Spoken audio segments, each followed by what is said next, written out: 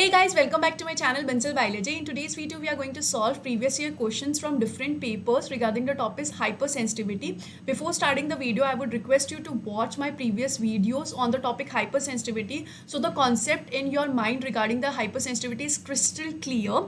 So the link of these hypersensitivity videos is given in my description box. So let's get started with the video and let's see the first question. If we talk about the first question, I would suggest you to pause this video and try yourself to solve this question and then move further. So if we talk about the first question, what the first question is saying that a TH1 subset of T cell typically secretes. ये जो question है ये हम hyper sensitivity से भी बोल सकते हैं और इन जनरल हम इम्यूनोलॉजी का क्वेश्चन भी इसको कंसीडर कर सकते हैं. ये कब का, ये IISc बेंगलोर का क्वेश्चन है. अगर हम यहाँ पर देखिए TH1 सेल्स जो है वो किस में आते हैं, वो हाइपर सेंसिटिविटी नंबर 4 में आते हैं.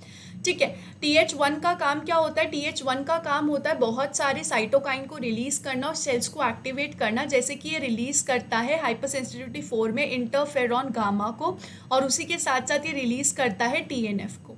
तो यहाँ पर कौन सा ऑप्शन सही हो गया? इंटरफेरॉन गामा जो ऑप्शन है वो सही है. उसके अलावा यहाँ पर इंटरल्यूकिन 5, 4, 13 ये सब रिलीज नहीं करता है. TH1 जो है वो रिलीज करता है इंटरल्यूकिन 3 को, इसके साथ साथ ये रिलीज करता है इंटरल्यूकिन 2 को और इन दोनों चीज़ों को.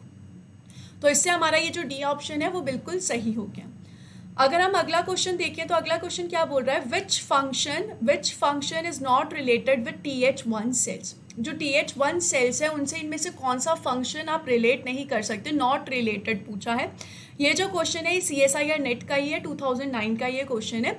यहाँ पर अगर हम TH1 की बात करें तो वंस अगेन ये हाइपर सेंसिटिविटी नंबर 4 में आता है. तो यहाँ पर क्या है? Secretion of interleukin 2, promoting antibody binding to soluble antigens, secretion of interferon gamma and induced phagocytosis.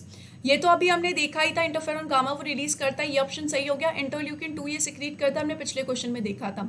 ये इंड्यूस करता है फेगोसाइटोसिस, यस बेसिक ये इंड्यूस करता है कैसे? मैक्रोफाज को एक्टिवेट करके. हाइपर सेंसिटिविटी 4 में ये मैक्रोफाज को एक्टिवेट करता है जिसकी वजह से फेगोसाइटोसिस हो जाती है.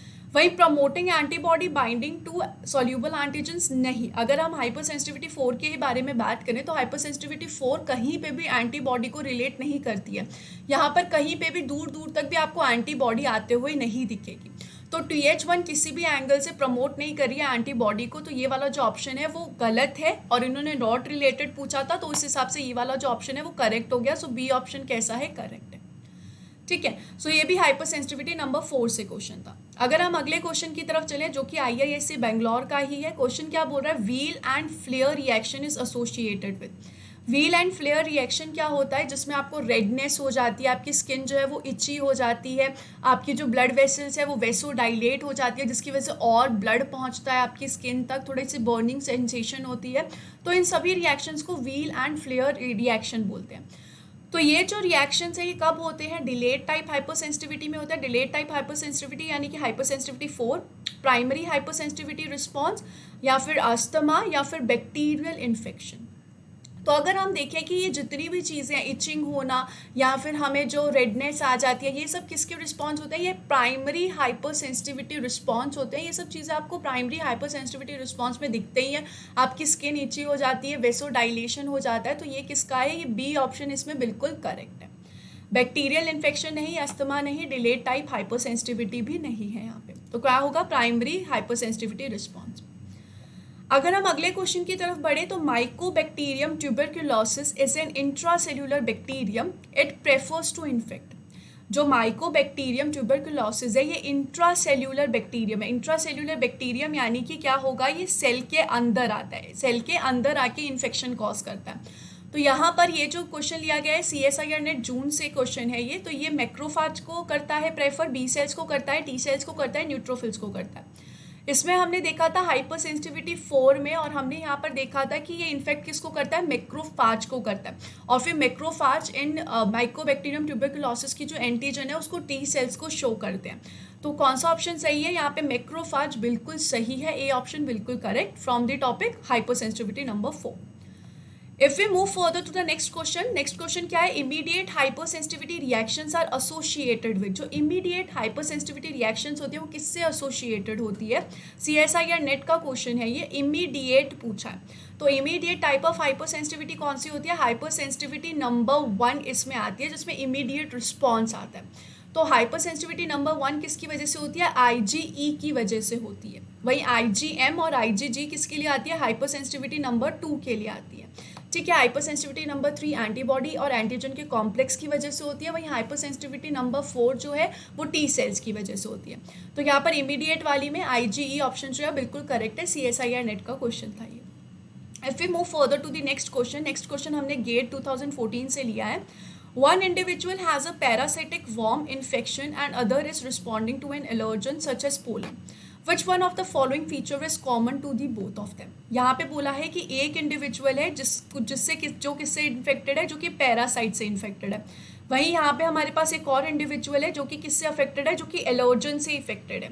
ठीक है, दोनों ही डिफरेंट चीज़ों से अफेक्टेड है, लेकिन एक ऐसी चीज़ है जो इन दोनों में ही कॉमन रहती है। ऑप्शंस को देखिए हम, तो यहाँ पे ऑप्शंस क्या है, increase in cytotoxic T cell population, risk of developing an auto immune disease, reduce innate immune response, या फिर इंक्रीज लेवल ऑफ IgE। तो अगर हम देखें साइटोटॉक्सिक टी सेल्स का यहाँ पे कोई रिलेशन नहीं है। जब एलर्जी होती है तो यहाँ पर कुछ इसका रिस्पॉन्स नहीं आता है। ऑटो इम्यून डिजीज जो है वो IgE जो है पोलन की वजह से हो रही है, वो ऑटो इम्यून डिसऑर्डर नहीं होता है। Reduce innate immune response, इनेट immune को हम रिस्पॉन्स को रिड्यूस क्यों करेंगे, कोई तुक नहीं बन रहा है। इंक्रीज IgE लेवल, यस जो डी ऑप्शन है वो बिल्कुल सही है। एलर्जी भी हमें IgE की वजह से होती है, इसलिए IgE जाकर मास्ट सेल से बाइंड कर लेती है। वही पैरासिटिक इन्फेक्शन में भी IgE का ही अमाउंट इंक्रीज होता है। तो इस हिसाब से जो डी ऑप्शन है वो बिल्कुल सही है, ये गेट का क्वेश्चन था। If we talk about the next question, जो यहाँ पे नेक्स्ट क्वेश्चन हमारे पास है वो CSIR नेट का है 2014 का। क्वेश्चन क्या बोल रहा है, which one of the following is not related to immediate hyper sensitivity reaction. इनमें से कौन सा रिलेटेड नहीं है, not related to immediate hyper sensitivity reaction.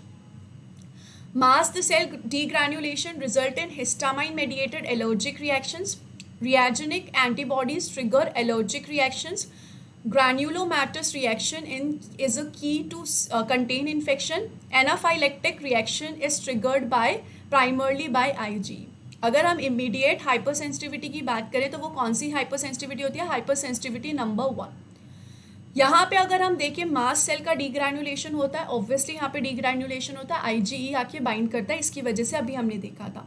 Antibodies trigger allergic reactions, yes obviously antibodies की वजह से ही यहाँ पे ये सब होता है, एंटीबॉडी ही जाके मास्ट सेल से बाइंड करती है, ये भी सही है। Anaphylactic reaction is triggered primarily bye IgE, yes ये IgE की वजह से ही होता है। पूरा का पूरा जो hyper sensitivity immediate hyper sensitivity है पूरा का पूरा IgE की वजह से ही हो रहा है। कौन सा ऑप्शन यहाँ पे गलत है, नॉट रिलेटेड टू है। ग्रैन्युलोमैटस रिएक्शन इज अ की टू कंटेन इन्फेक्शन। ये ग्रैन्युलोमैटस रिएक्शन जो है वो हाइपर सेंसिटिविटी नंबर 4 में होता है, जिसमें मैक्रोफाज बहुत ज़्यादा एक्टिवेट हो जाते हैं और बहुत सारे मैक्रोफाज साथ में आ जाते हैं। तो यहाँ पर ये ऑप्शन गलत है, लेकिन क्वेश्चन के हिसाब से ये ऑप्शन सही है, तो सी ऑप्शन क्या होगा, बिल्कुल सही होगा। अगर हम नेक्स्ट क्वेश्चन की तरफ बढ़े तो a pathogen like mycobacterium which colonize inside the cell of the host is likely to be least affected by which one of the following host immune defence mechanism. इन्होंने क्या बोला है कि एक माइकोबैक्टीरियम ट्यूबरकुलोसिस जो है वो क्या करता है, एक सेल के अंदर जाके रहता है, सेल के अंदर इंट्रासेल्युलरली रहेगा। तो कौन सी ऐसी चीज़ है जिससे ये कम से कम अफेक्टेड होगा, cell mediated immune response, CD4 positive T lymphocytes, cytokines, या फिर ह्यूमरल इम्यून रिस्पॉन्स। अगर हम देखें तो ये किसका टाइप होता है, ये हाइपर सेंसिटिविटी 4 का टाइप होता है, जिसमें क्या करता है, जिसमें ये मैक्रोफाज के अंदर जाके बैठ जाता है माइकोबैक्टीरियम। फिर मैक्रोफाज क्या करेगा, इसके एंटीजन को शो करता है, किसको शो करेगा, ये टी सेल को शो करेगा। कौन से टी सेल को शो करता है, जिनके पास को रिसेप्टर होता है CD4 पॉजिटिव, जिसकी वजह से ये एक्टिवेट हो जाते हैं और ये क्या रिलीज करते हैं, ये रिलीज करते हैं साइटोकाइंस को, जो कि और सेल्स को लेकर आते हैं और क्या करेंगे, इस मैक्रोफाज को डिस्ट्रॉय करेंगे। अगर हम सबसे पहले सेल मेडिएटेड इम्यून रिस्पॉन्स देखें तो cell mediated immune response T cells की वजह से होता है, तो ये ऑप्शन करेक्ट है। CD4 पॉजिटिव टी लिम्फोसाइट्स को अगर हम देखें तो यही एक्टिवेट होते हैं, ये भी करेक्ट है। जब माइकोबैक्टीरिया अफेक्टेड होता है तो ये दोनों क्या करेंगे, इसको डिस्ट्रॉय करने में मदद करेंगे। साइटोकाइंस देखिए तो ये साइटोकाइंस रिलीज होते हैं और फिर इस मैक्रोफाज को डिस्ट्रॉय करने के लिए आते हैं, तो ये भी ऑप्शन क्या होगा, ये भी ऑप्शन करेक्ट होगा। तो अगर हम यहाँ पर देखें, ये तीनों के तीनों जो ऑप्शन है वो क्या कर रहे हैं, ये तीनों के तीनों ऑप्शंस जो है वो माइकोबैक्टीरियम को ख़त्म करने के लिए हेल्प कर रहे हैं। वहीं ये साइटोकाइनेंस और सेल्स को भी अट्रैक्ट करते हैं, जिसकी वजह से वो क्या कर सके, अगर कोई सेल अफेक्टेड है तो उसको डिस्ट्रॉय कर सके और फेगोसाइटोसिस करवा सके। पर ह्यूमरल इम्यून रिस्पॉन्स अगर हम देखें, ह्यूमरल इम्यून रिस्पॉन्स में एंटीबॉडीज आती हैं बी सेल के द्वारा। बी सेल एंटीजन को कब पकड़ पाएंगे, जब वो कहाँ प्रेजेंट है, वो ब्लड में प्रेजेंट है। लेकिन यहाँ पर जो एंटीजन है वो कहाँ जा चुका है, यहाँ पर यहाँ तो बैक्टीरिया जो है वो कहाँ जा चुका है, सेल के अंदर जा चुका है। सेल के अंदर जाके तो एंटीबॉडी नहीं पकड़ सकता ना उस सेल को। तो यहाँ पर ह्यूमरल इम्यून रिस्पॉन्स यानी कि एंटीबॉडीज़ का कोई टाइप नहीं आता है। मैंने आपको पहले भी कहा था कि जो हाइपर सेंसिटिविटी टाइप 4 है उसमें एंटीबॉडी का कोई रोल नहीं होता। तो इस हिसाब से ये ऑप्शन जो है माइकोबैक्टीरियम को ख़त्म करने में बहुत लीस्ट इफेक्ट कर रहा है, और यहाँ पे हमें लीस्ट अफेक्टेड ही पूछा है, तो डी ऑप्शन क्वेश्चन के हिसाब से बिल्कुल करेक्ट है। ठीक है, अगर हम अगले क्वेश्चन की तरफ पूछे, mast cell have receptor for, CSIR NET June 2016 का ये क्वेश्चन है कि जो मास्ट सेल होते हैं उनके पास किस चीज़ के रिसेप्टर है। हम इतनी देर से देख रहे हैं IgE के इनके पास रिसेप्टर होते हैं, और कितना आसान क्वेश्चन है ये। टाइप 1 हाइपर सेंसिटिविटी में ये सब होता है, तो ए ऑप्शन इज करेक्ट। अगर हम अगले क्वेश्चन की तरफ देखें तो अगला क्वेश्चन IIT जैम का क्वेश्चन है। यहाँ पे क्वेश्चन क्या पूछ रहा है कि during an allergic immune response histamine is release from. जब एक एलर्जिक इम्यून रिस्पॉन्स होता है तब हिस्टामाइन कहाँ से रिलीज किया जाता है। तो हमने देखा था हिस्टामाइन 2 सेल रिलीज करते हैं, एक तो यहाँ पर रिलीज करता है मास्ट सेल और एक यहाँ पे रिलीज करता है बेसोफिल सेल। तो इस हिसाब से बी लिम्फोसाइट नहीं होगा, टी लिम्फोसाइट नहीं होगा, मास्ट सेल होगा। Yes, special lymphocytes that also secrete IgE नहीं, यहाँ पर लिम्फोसाइट का कोई रोल आता ही नहीं है, सिर्फ मास्ट सेल और बेसोफिल का आता है। तो सी ऑप्शन बिल्कुल सही है। नेक्स्ट क्वेश्चन की अगर हम बात करें, the type 2 hyper sensitivity reaction is mainly mediated bye. जो टाइप 2 हाइपर सेंसिटिविटी होती है, गेट का क्वेश्चन है ये, वो कौन मेडिएट करता है। टाइप 2 हाइपर सेंसिटिविटी की अगर हम बात करें तो जैसे कि ब्लड ग्रुप में हो जाती है ये, जब हम ब्लड ग्रुप ट्रांसफ्यूजन गलत कर देते हैं, या फिर एरिथ्रोब्लास्टोसिस फेटालिस में होता है जब मदर का ब्लड ग्रुप RH नेगेटिव होता है और फीटल का ब्लड ग्रुप RH पॉजिटिव होता है, उस कंडीशन में हाइपर सेंसिटिविटी टाइप 2 होता है। तो इसमें अगर हम देखें ये 2 एंटीबॉडीज़ की वजह से होता है, या तो IgG की वजह से होगा या फिर IgM की वजह से होगा। तो इस हिसाब से जो बी ऑप्शन है वो बिल्कुल सही है। If we move further and let's move to the next question. So हम नेक्स्ट क्वेश्चन देखें तो the cell involved in allergic reaction and containing surface receptors of IgE antibody and histamine are. यहाँ पर ये क्वेश्चन जो है वो IIT jam का है, और ये जो क्वेश्चन है ये MSQ क्वेश्चन है। MSQ यानी कि मल्टीपल सिलेक्ट ऑप्शंस, जिनमें से एक ऑप्शन से ज़्यादा ऑप्शन सही होता है। क्वेश्चन क्या बोल रहा है कि एक सेल जो कि एलर्जिक रिएक्शन में इन्वॉल्व है, उनमें IgE एंटीबॉडी का रिसेप्टर किस किस सेल के पास होता है, और वो सेल हिस्टामाइन भी रिलीज करते हैं।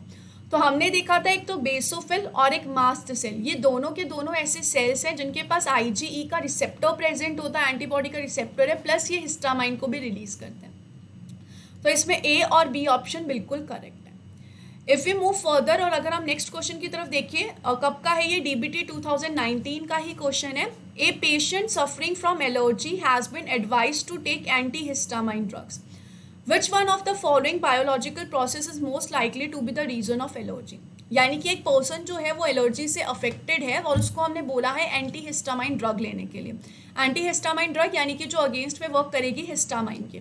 फिर इन्होंने पूछा है कि कौन सा ऐसा बायोलॉजिकल प्रोसेस है जो कि मेनली एलर्जी के लिए वर्क करता है। Mast cell degranulation, thymocyte maturation, somatic hypermutation, या फिर बिस्टेंडर लाइसिस। तो अगर हम यहाँ पर देखें, हमने एंटी हिस्टामाइन दी है और वो बेसिकली किसके अगेंस्ट में होती है, हिस्टामाइन के अगेंस्ट होती है। और अगर हम एलर्जी भी देखें तो एलर्जी बेसिकली क्यों होती है, क्योंकि हिस्टामाइन रिलीज हो रहा होता है। और ये हिस्टामाइन कौन रिलीज करता है, इस हिस्टामाइन को रिलीज करते हैं 2 cell, basophil cell and mast cell. कैसे रिलीज करते हैं कि इनमें जो ग्रैन्यूल्स होते हैं उनका डीग्रैन्युलेशन हो जाता है, यानी कि जो ग्रैन्यूल्स होते हैं उनमें हिस्टामाइन भरा हुआ होता है, और एक बार अगर इनका डीग्रैन्युलेशन हो गया तो जितने भी हिस्टामाइन है वो बाहर निकल जाएंगे और वो वेसोडाइलेशन कॉज करेंगे, उसके साथ साथ इचीनेस कॉज होती है, उसके साथ रेडनेस आती है, ये सारी चीज़ें यहाँ पे होती हैं।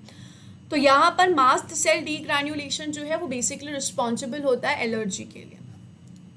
If we move further and we go to the next question, जो कि CSIR नेट 2019 का ही है, यानी कि काफ़ी रिसेंट है। In a type 1 hyper sensitivity mediated asthmatic response, which one of the following is thought to contribute significantly to the prolonged bronchospasm and build up of mucus seen in asthmatics? यानी कि जब type 1 hyper sensitivity होती है तब देखा जाता है कि कुछ पर्सन्स में अस्थमा का भी रिस्पॉन्स आता है। तो यहाँ पर ये क्यों होता है, जो ब्रोंकियोस्पाज्म होता है वो क्यों होता है? अगर हम यहाँ पर देखें तो ये सारी चीज़ें सेम उसी की वजह से होती है कि मास्ट सेल और बेसोफिल सेल डीग्रैन्युलेशन हो जाते हैं। उसी के साथ साथ वहाँ पर जो एराकिडोनिक एसिड प्रेजेंट होता है वो किस में कन्वर्ट हो जाता है, यहाँ पर ये कन्वर्ट हो जाता है ल्यूकोट्राइन्स में, और उसी के साथ साथ ये कन्वर्ट हो जाता है प्रोस्टाग्लैंडिन्स में, जिनमें से इनका काम क्या होता है? इनका काम होता है कि ये क्या करें, ये ब्रोंकियोल्स का और ब्रोंकाई का स्मूथ मसल का कॉन्ट्रैक्शन करें, जिसकी वजह से वहाँ पे जो पैसेज है, एयर का पैसेज है, वो रिड्यूस हो जाता है। कम एयर पास होने की वजह से यहाँ पर जो ब्रीदिंग में प्रॉब्लम होने लगती है। तो ये जो बेसिकली काम है ये किसने किया? ल्यूकोट्राइन करता है। यहाँ पर ये ब्रोंकोस्पैज्म कॉज करता है, स्मूथ मसल का कॉन्ट्रैक्शन करता है। तो बी ऑप्शन जो है वो बिल्कुल सही है। If you talk about the next question, यहाँ पर नेक्स्ट क्वेश्चन जो है वो बोल रहा है granulomatous infection is an example of which type of hypersensitivity. ये जो ग्रैन्युलोमैटस इन्फ्लामेशन होता है वो किसका एग्जाम्पल होता है, कौन सी हाइपरसेंसिटिविटी का एग्जाम्पल होता है? तो हम देख चुके हैं ये टाइप 4 हाइपरसेंसिटिविटी होती है। टाइप 4 हाइपरसेंसिटिविटी में बेसिकली क्या होगा, यहाँ पर जो मैक्रोफाज है वो बहुत ज़्यादा पास आ जाएंगे, एक दूसरे से अडेयर हो जाएंगे और ग्रैन्युलोमा का फॉर्म करेंगे। तो इसलिए जो ये डी ऑप्शन है वो बिल्कुल सही है। तो ये कुछ क्वेश्चंस थे जो कि हाइपर सेंसिटिविटी से रिलेटेड डिफरेंट पेपर्स में पूछे गए थे। आई होप आप ये सारे के सारे क्वेश्चंस को सॉल्व कर पा रहे होंगे। एंड स्टिल अगर आपको कोई दिक्कत हो रही है तो आप मेरे उन वीडियो से गो थ्रू कर सकते हैं, वो आपके कॉन्सेप्ट्स को बिल्कुल क्रिस्टल क्लियर कर देंगे। I hope this video was helpful for you guys. Thank you so much for watching this video and don't forget to subscribe my channel. Thank you so much guys, bye bye.